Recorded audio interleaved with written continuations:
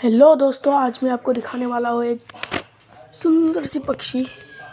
वो रही, चलिए चलते हैं। इसको शायद पता चल रहा है, ये देखिए। वैसे इस पक्षी का नाम तो नहीं पता मुझको।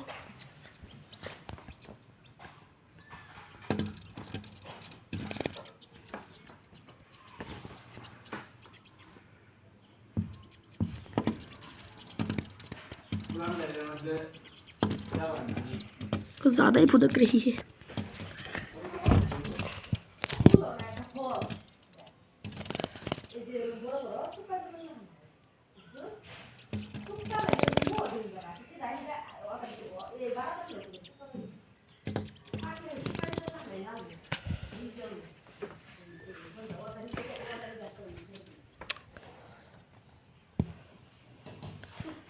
भाग गया,